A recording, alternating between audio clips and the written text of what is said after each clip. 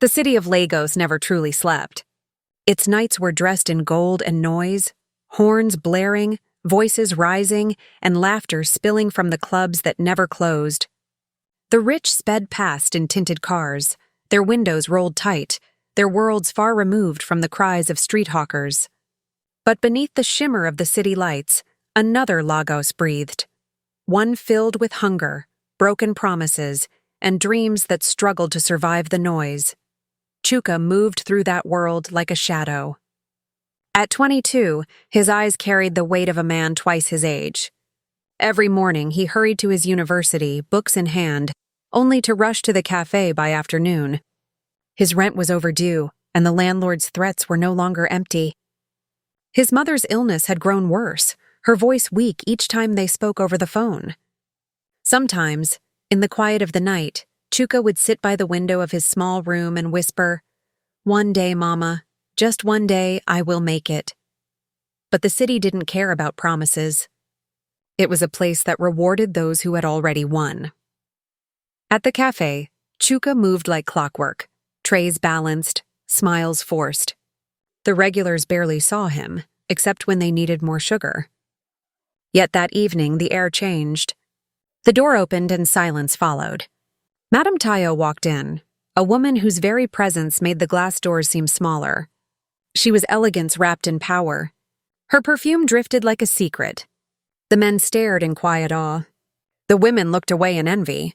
Her bracelets jingled softly as she sat near the window, her gaze calm, commanding, and impossible to ignore. "Good evening, Ma," Chuka said, his voice trembling slightly. She looked up, eyes sharp yet kind. "Good evening, young man. Bring me coffee, strong, with no sugar." When he returned with her order, she smiled, just enough to unsettle him. Her fingers brushed against his when she took the cup, and something strange stirred in him. Admiration, fear, maybe both. As she paid, she left behind far more than the bill demanded. Coins and notes glimmered on the tray. "Keep the change," she said, her voice smooth like velvet. To Chuka, every note looked like hope. A meal, medicine for his mother, a small victory against hunger. But to Madame Tayo, every tip was a way of saying, "I see you." That night, he counted the money over and over, whispering thanks to God, yet somewhere deep inside, a small voice warned him, not every blessing comes without a shadow. Days turned into weeks, and Madame Tayo became part of the cafe's rhythm. Sometimes she came for coffee. Other times she simply watched him. "You are a hard-working boy," she would say. "Tell me, what do you study?" "Business management, Ma," he would reply, proud and nervous. "And what do you dream of becoming?" She would ask again, eyes fixed on him like she was weighing his soul. He would smile, shy but hopeful. A man who can take care of his family. Each conversation grew longer, warmer. She began to laugh at his jokes, share stories of her youth, her struggles, her loneliness. The cafe staff whispered behind their hands, "She has taken interest in the boy." For Chuka, her presence became light in his darkness. For Madame Tayo, his innocence became the music she had long forgotten. In the language of the elders, they say, when the moon sits too close to the river, it forgets it was meant to shine from afar. That was how it began, beneath the city of lights, in a cafe filled with noise and dreams too fragile for the world that held them. The night at the cafe was slow, the hum of voices soft beneath the sound of rain tapping on the roof. Madame Tayo sat by her usual corner, her gold earrings catching the light. Chuka stood before her, shoulders heavy, eyes tired. His shirt had begun to fade, and his shoes spoke of long walks and little rest. She studied him for a while before speaking, her voice gentle but firm. "You shouldn't suffer like this, Chuka. A young man with a bright mind shouldn't be buried by poverty." He forced a smile, looking down. "It's only for a while, Ma. I will find my way." She reached into her purse and slid a white envelope across the table. "Take it. Your tuition, your rent, everything. No one should fight alone." His hands froze midair. The sight of the envelope felt like temptation itself. "Ma, I can't take your money." She leaned closer, her perfume mixing with the scent of coffee. Don't think of it as money. Think of it as help. A small push for someone who deserves more. He hesitated, but the memory of his mother coughing in a dark room came to him. Hunger doesn't wait for pride. With a slow breath, he picked up the envelope. Thank you, Ma. I will never forget this. Madame Tayo smiled, her eyes gleaming like a cat that had caught a bird. Good, don't forget. That night, Chuka lay awake, staring at the ceiling. Gratitude and guilt wrestled inside him. The money felt heavy in his pocket, a blessing that whispered of a debt yet to be paid. Days turned into weeks, and small changes began to show. His shirts were new, his shoes no longer tired. His face carried light, the kind that comes from comfort, not joy. Amika, his roommate, noticed first. Chuka, he said one evening, leaning against the doorway. You've been glowing lately. New clothes, new phone, and that smile. Who's your helper? Chuka laughed uneasily. God helps those who work hard. Amika murmured, eyes narrowing. Just remember, easy money isn't clean money. Lagos has a way of collecting payment one day. But Chuka brushed him off, telling himself that Amika didn't understand. Poverty was the true thief, not wealth. Then one evening, Madame Tayo's voice came through the phone, soft as honey. Come to my home tomorrow. I have something to show you. Her mansion stood tall, surrounded by walls so high they seemed to touch the clouds. The gates opened without a sound, and as Chuka stepped inside, silence greeted him, the kind of silence that felt alive. She walked beside him, her dress flowing like water. Do you like it? She asked. It's beautiful, Ma. Like a dream, she smiled. Dreams can be real if you let them. Over dinner, her laughter filled the hall. Her stories painted pictures of a life Chuka had never known. Yet beneath her charm, there was something else. An invisible pull. She would touch his hand longer than necessary, her eyes holding his in a way that made him forget where he was. When he tried to leave, she said softly, You can always come here. Chuka, you belong where you are appreciated. That night, he returned home quiet. For the first time, he felt seen, truly seen. But the warmth of it came with chains he could not see. Days passed, and their connection grew deeper. She would call at night just to hear his voice, and he would answer, drawn to her like a moth to flame. Sometimes she spoke like a mother, other times like something else entirely.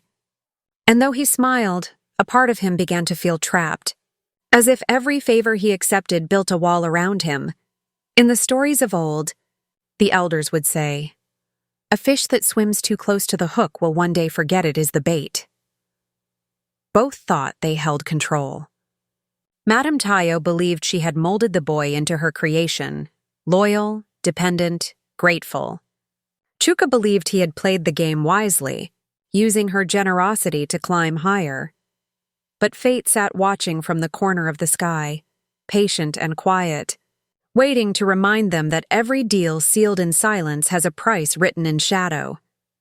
Morning came with a different scent for Chuka, the scent of wealth. His once faded clothes were replaced by fine suits that hugged him like pride itself. The campus gates, which once looked too tall for his dreams, now seemed to bow before him. He drove a sleek black car, the engine humming like a secret only the rich could understand. Students whispered his name with awe and envy. Who would have thought? One girl murmured as he passed. The boy who used to serve coffee now drives like a senator's son. But beneath his smile, there was something hidden, a thread of unease he chose to ignore. For every gift Madame Tayo gave him, there came an invisible weight, a chain he could not yet feel tightening around his neck. They say in the villages, when a man dances too freely to another's drum, he forgets when the music will stop. Soon, whispers began to crawl through the air like smoke. The boy with a sugar mummy, the campus gossip said. Some laughed, some admired. But gossip in Lagos moves faster than Harmattan fire, and it found its way into every corner of his world. Amika shook his head one evening. You're becoming a story, my friend. And stories don't end well when pride writes them. Chuka chuckled. Let them talk. Do words feed a man? I have peace now. Do words feed a man? I have peace now. But he didn't know that peace was the name Madame Tayo had already claimed for him. At her mansion, she called out softly, "My peace, come and eat." The sound of her voice melted the tension in him. She would smile, her eyes glowing with a kind of love that demanded to be worshipped. "You calm me, Chuka," she whispered. "You make me forget the noise of this world." He smiled, not understanding that her calm was the silence of possession. He was a bird being fed in a golden cage, too dazzled by the shine to see the bars. Days turned into weeks, and fate, sly and patient, brought Adara into his path. She was a quiet girl, with laughter that sounded like rain on a zinc roof. She didn't dress rich, but her spirit carried grace. "Are you always this serious?" she teased one afternoon in class. Chuka smiled. "Maybe you just make me forget to pretend." With her, he found something Madame Tayo's wealth could not buy, the softness of genuine care. Adara didn't ask for gifts or promises. She only asked for time, and time was the one thing Chuka no longer owned. He began to live like a man balancing two skies. Weekends belonged to Madame Tayo. Red wine, silk sheets, the fragrance of control. Weekdays belonged to Adaora, shared jokes, late-night walks, and the illusion of innocence. At night, when he stared at his reflection, he saw two faces, one fed by lust and luxury, the other by affection and truth. He told himself he could manage both. But African elders say, "A man who juggles fire and water will one day burn or drown." And as Chuka continued his dance between pleasure and purity, fate smiled quietly, waiting as it always does, for the seeds of deceit to bloom in their own time. The evening breeze in Lagos carried a strange heaviness. Chuka sat on the balcony of his apartment, scrolling through his phone when Emeka burst in, his face tight with frustration. "Chuka, we need to talk," he said sharply. Chuka sighed. "Again, about what?" Emeka crossed his arms. "About that woman, that Madame Tayo. You think you're enjoying life, but my brother, she's already playing with your soul." "No rich person gives without taking something deeper." Chuka laughed, leaning back smugly. "You sound like those old men who fear success." "Maybe you're just jealous." "Jealous?"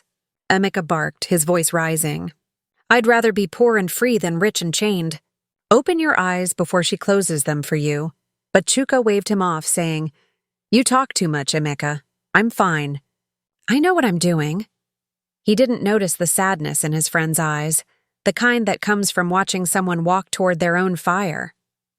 Time passed, and Madame Tayo's warmth began to fade like perfume at dusk. Her laughter grew shorter, her questions sharper. She called every hour, morning, noon, and midnight. "Where are you?" "Who are you with?" "Why didn't you answer immediately?" Sometimes she appeared unannounced, standing at his door with that unsettling smile. "My peace," she would say sweetly. "You don't hide things from me, do you?" The tone was soft, but beneath it lurked iron. Her love became like a mirror that only reflected herself. Even her silence screamed of suspicion. One night, when Chuka tried to step out with Emeka, her message came before he could start the car. "I hope you're not going anywhere I wouldn't approve of." He stared at the text, his heart pounding. For the first time, the gifts, the car, the suits, the luxury felt like chains made of silk. When he confronted her, her words cut through him like a knife dipped in honey. "I bought you your life, Chuka," she said quietly. "Don't make me regret it." The air went still. He wanted to shout, to walk away, but where would he go? Poverty had lost its taste, and freedom suddenly felt expensive. He went home that night and sat in silence. Emeka's words echoed again. "You're already owned." Meanwhile, in another part of the city, Madame Tayo sat before a dimly lit shrine, the scent of burning herbs curling around her. The Yoruba seer, a bent old woman with cloudy eyes, watched her closely. "You seek love, child," the woman rasped, her voice ancient like wind through dry leaves. "But love born from loneliness can drown its owner," Madame Tayo smiled faintly. "Then I will learn to swim." The seer shook her head slowly. "Even fish drown when they forget the depth of the river." But Tayo only pressed a few naira notes into the old woman's hand, stood and walked out, her heels clicking like warnings against stone. In the days that followed, she became unnervingly calm. No more calls, no more questions, no sudden visits. She greeted Chuka politely, smiled faintly, and said she was just busy with work. Chuka felt a wave of relief. Finally, he thought, she's moving on. But elders say, when the forest goes silent, the leopard is preparing to strike. That silence was the stillness before thunder. One evening, while Adaora and Chuka sat under the glow of campus lights, she snapped a picture, her head resting gently on his shoulder. They both laughed as the flash went off. Within hours, the picture spread across social media. Comments poured in. Friends tagged each other. And among those who saw it was Madame Tayo. She didn't scream. She didn't break anything. She only stared at the photo, her face cold, her eyes deep as the lagoon at night. Slowly, she whispered, "So, my piece found another song to dance to." That night, Chuka's phone buzzed just as he was drifting to sleep. It was a voice note from her. "My dear." Her voice flowed softly through the speaker, smooth as honey and twice as deceptive. "Come over tomorrow. I have something special for you." He smiled weakly, unaware that sometimes sweetness is the last taste before sorrow. In the world of African tales, they say, when the wind grows too quiet, even the spirits hold their breath. The night sky stretched endlessly, its stars hidden behind slow-moving clouds. Chuka's car stopped before Madame Tayo's mansion, a vast structure that once shimmered with laughter and wealth. Tonight it looked haunted. The gate stood open, the guards nowhere to be seen. The only sound was the wind, whispering through the tall palms that lined the driveway. He hesitated before stepping out. The air felt heavy, colder than usual, and even the frogs by the pond had gone silent. As he walked through the corridor, the walls seemed to breathe, shadows stretching and shrinking as if the house itself was alive. "Madam?" he called softly, his voice swallowed by the echo. Somewhere deep inside, a faint tune played, slow, sad, and distant. Then from the grand hall she appeared. Madame Tayo, dressed in white silk, her hair neatly tied, her smile soft yet unreadable. "My dear," she said gently, "you finally came." Chuka tried to smile, though his chest tightened. "You said you had something special for me." "Yes," she replied, pouring red wine into 2 glasses. The liquid glimmered under candlelight, deep and dark like blood. "Your favorite," she added, handing him one. The room smelled of roses and something older, something faintly bitter. She moved gracefully, her bracelets whispering as they touched. "I've missed our peace," she said, watching him closely. He took a sip. It was sweet, too sweet, with a heat that spread quickly through his veins. "It's strong," he murmured. Madame Tayo smiled faintly. "Some sweetness hides the fire beneath," she said. Moments later, the world began to blur. The walls tilted. The chandelier above swayed like it was dancing. His breath shortened. His heartbeat stumbled. What's happening?" he whispered, his voice slurred. Tayo's face floated above him, calm and still. "Rest, my dear," she said. "You've been running for too long." His legs gave way. The glass slipped from his hand, shattering into a pool of red. The last thing he heard was the echo of her heels, slow, steady, final. Then, darkness swallowed him whole. When he woke, the world was smaller, 4 walls closing in, dimly lit by a single bulb that flickered like a dying firefly. His wrists were bound with thick rope, his throat dry, his body heavy. The air carried the scent of candle wax and fear. Across the room stood Madame Tayo, her once gentle face now calm in a terrifying way. She looked like a queen who had lost her kingdom but refused to surrender her crown. Why are you doing this?" Chuka rasped. She stepped closer, her shadow falling over him. "Because, my love," she said softly, "you thought you could fool me. You thought I was just another woman desperate for affection." Her fingers brushed his cheek, almost tenderly. but I see everything. I gave you light and you tried to lead me into darkness." He shook his head weakly. "Tayo, please!" She cut him off with a whisper that sounded almost like a lullaby. "No, my dear. You belong to me now." She tightened the restraints slowly, deliberately, her eyes never leaving his. "You wanted to play with my heart, but in this game only the queen makes the rules." Her voice softened again, melting between love and cruelty. "You wanted power, Chuka. You wanted comfort. Now you will have both. Inside my cage. Outside." Thunder rolled faintly in the distance, as if the heavens themselves mourned the fate of a man who mistook luxury for love.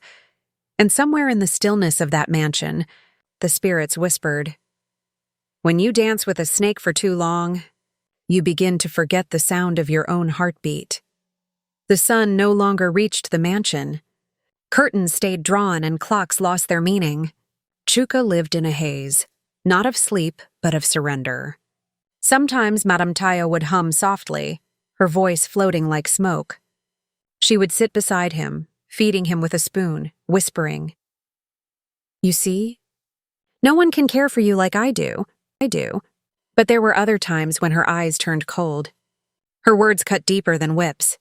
"Ungrateful boy," she would shout, slapping his cheek, her rings leaving red marks that stung more from shame than pain. Between her songs and her screams, Chuka learned that love, when mixed with madness, could feel like chains made of silk. Each passing day bled into the next, endless nights without stars, endless days without sun. One morning, she stood by the window, holding a small glass bottle filled with golden mist. "Do you like this scent?" she asked, smiling faintly. Before he could answer, she sprayed it into the air. A sweet floral fragrance filled the room, heavy, intoxicating. Chuka coughed, his head spinning. She moved closer, her hand brushing his hair. "Breathe it in, my piece," she whispered. "Let the world outside disappear." The scent wrapped around him like fog. His body relaxed, his thoughts fading into something soft and formless. He tried to speak, but the words dissolved on his tongue. Madame Tayo smiled, not with love, but with ownership. "That's it," she murmured. "Sleep, my dear. Sleep where no one can steal you from me." Far away, at the university, Emeka's patience cracked. "Something is wrong," he muttered to Adaora, pacing the dorm hallway. "He hasn't answered in days." Adaora's eyes were red from crying. "His apartment. It's untouched. His phone is dead. Emeka, I'm scared. They went to the police." Officers listened, their faces tight with suspicion. When Emeka mentioned Madame Tayo's name, one of them frowned. "The businesswoman?" he asked. "She's powerful." "Are you sure?" "Yes," Adaora said firmly. "Check her house. Please." Whispers began to spread, from campus halls to market stalls. People said the young man with a sugar mummy had vanished, and the name Madame Tayo began to carry a chill wherever it was spoken. Outside her mansion, Madame Tayo smiled for cameras. She attended charity events, handed out donations, and laughed with dignitaries. Her perfume lingered in every handshake, her beauty untouched by rumor. But when the lights went out, she returned to her private darkness, spoon-feeding soup to the broken boy in her basement.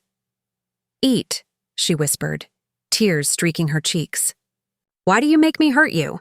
Can't you see I only want to keep you safe?" And as she spoke, her reflection in the mirror behind her seemed to mock her. One face soft and kind, the other hollow and cruel. The elders would later say the spirit of Ajeoka Nikans had touched her, the cursed soul that haunts hearts who love without conscience. They said her house became a shrine of warning, that love built on loneliness rots into madness, and when the wind blew through the empty halls of her mansion, people swore they could hear her singing, the same song she used to hum to her captive. "My peace, my joy, my heart that cannot leave. If you go, let my spirit follow." Folklore and reality became one, as the story of Madame Tayo turned from rumor to legend, a tale told in whispers under moonlight, reminding all who listened. Beware the heart that loves too much, for it may never let you go. Sleep no longer came gently to the mansion. In the thick of the night, two souls tossed in restless dreams. Chuka saw his mother again, her face glowing in moonlight, her voice calm but heavy with sorrow. "My son," she whispered, "not all gold shines in daylight. Some gold burns the hands that hold it." He tried to reach for her, but she faded into mist, leaving only the echo of her warning. In another room, Madame Tayo's sleep was no kinder.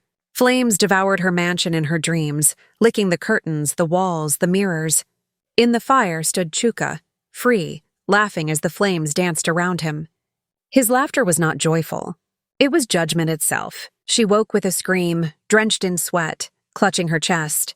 But even awake, the smell of smoke seemed to follow her. Across the street, a man named Baba Kunle, her old neighbor, sat behind his security desk, replaying footage from his cameras. He had grown curious about the strange night deliveries and the long silences that followed. As the screen flickered, he paused. There was the boy, Chuka, entering the gate under moonlight. He fast-forwarded. Minutes turned to hours, hours to days, but the boy never came out. Baba Kunle frowned, muttering to himself, "Even shadows leave when morning comes." But this one never did. The next day he took the footage to the police. What began as whispers turned into an official knock at Madame Tayo's mansion. The officers arrived with calm authority and a search warrant. Tayo, dressed in her usual elegance, smiled faintly. "Gentlemen, this must be some mistake," she said, her tone as smooth as silk. But the search dragged on for hours. Officers combed through every corridor, every room. Just when frustration began to rise, one young officer paused in the guest room. He tapped the wall behind the wardrobe. Thud. He tapped again. Hollow. He exchanged glances with his partner. "Sir," he called out, "you need to hear this." The senior officer approached, knocked once, and nodded grimly. "Break it!" The sound of sledgehammers echoed through the mansion like drums of justice. Dust filled the air as bricks tumbled to the floor. And then through the cloud, they saw him, Chuka, weak, pale, his wrists bruised, his eyes hollow. He looked up slowly, blinking as light touched his skin for the first time in weeks. A tear rolled down his cheek, but it wasn't from fear. It was disbelief that the woman who once promised him heaven had turned his life into a cage. When Madame Tayo was led out, the whole neighborhood gathered. Some gasped, others whispered. Her silk robe hung loose, torn at the edge, her face pale under the flashing cameras. The woman once praised as a goddess of beauty and wealth now looked lost, her pride shattered like glass underfoot. As the police car drove away, her eyes caught Chuka's for a brief second. There was no hatred there, only emptiness, the quiet collapse of a soul that had traded love for control. Chuka was taken to the hospital, frail but breathing. Days later, he sat by the window, staring at the sun as if seeing it for the first time. People came to ask him questions, to hear his story. But he said nothing. Only silence left his lips. Yet in that silence lived a warning deeper than any words could carry. That greed, pride, and lust can chain the soul far stronger than ropes ever could, and so, the tale of Madame Tayo and Chuka became another lesson passed through generations. He who worships gold will one day become its prisoner, and love without conscience always ends in ruin. The morning sun rose over Lagos like a reluctant witness, casting long shadows over the billboards that once bore Madame Tayo's smiling face. Her name had once been a melody of success, the queen of fabrics, the mother of empowerment, the woman who made the slums dream. But now, that same name was whispered in shame at bus stops. Women selling puff-puff paused their frying. "Have you heard?" one asked, her eyes wide. "That rich woman, Madame Tayo, she kidnapped that university boy." The rumor spread faster than the Harmattan wind. Taxi drivers debated it on radio shows, market women argued over its truth, and in the corridors of power, old friends deleted her number. In the city that raised her, Tayo was now prey. The city had a strange hunger. It feasted on its own children once they stumbled. A journalist outside her mansion murmured into his camera. Just months ago, this gate welcomed senators and fashion icons. Now it welcomes the police. Inside, the mansion stood cold and silent, its golden chandeliers dimmed. Tayo sat on the marble floor, handcuffed, as officers moved through the halls she once ruled. Her empire, built on silk, sweat, and dreams, was collapsing like fabric drenched in rain. When they let her out, neighbors peeked from behind their curtains. No one spoke for her. No one remembered the scholarships, the charities, the women she lifted from the gutter. Lagos had decided, because in this city, applause lasts only until scandal arrives.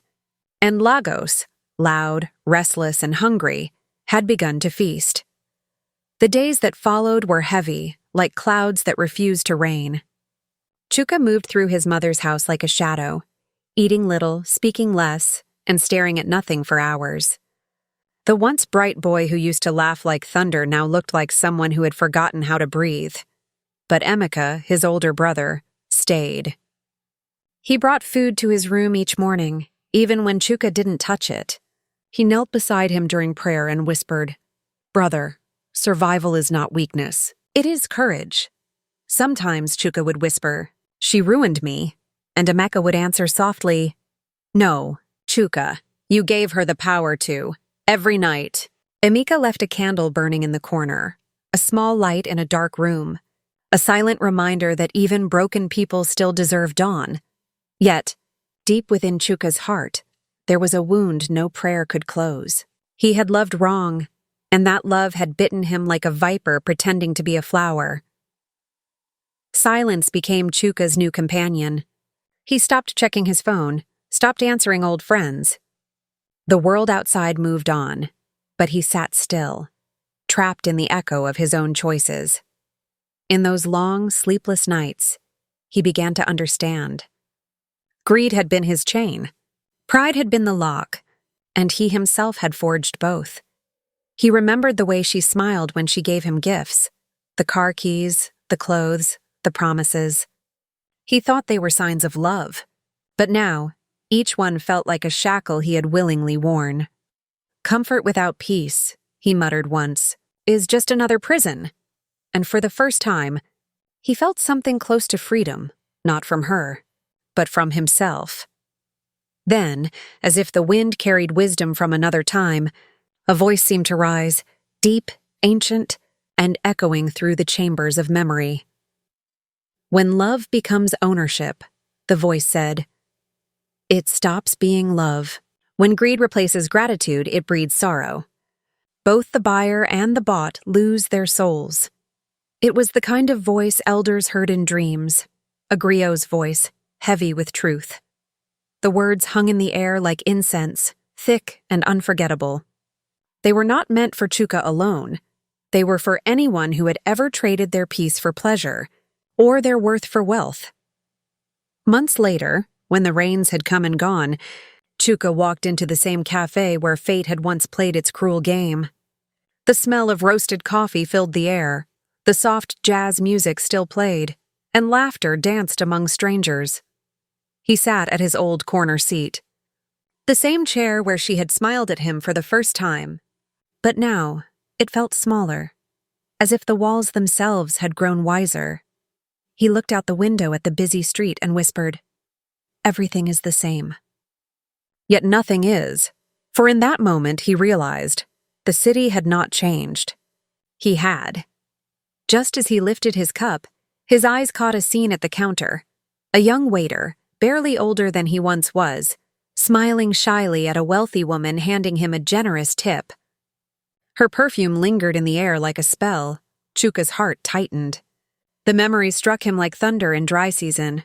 He watched as the woman leaned closer, her voice sweet and dangerous. The boy smiled, grateful and unaware. Chuka whispered under his breath, "Some gifts come wrapped in chains." Then he closed his eyes, saying a silent prayer. Not for himself, but for the boy who hadn't yet learned. And as the tale reached its end, the voice of the storyteller rose once more, calm, wise, and eternal. "In a world of glitter," it said, "not every gold is pure. The wise know this, the heart must see what the eyes cannot. For love without truth is a trap, and greed without caution is the bait." The griot's drumbeat faded into silence, leaving behind a truth older than time. that every choice, like a seed, will one day bear fruit, some sweet, some bitter, but all earned. And so, the story of Chuka and Madame Tayo became a whisper in Lagos, a reminder that not every light leads home. Light leads home.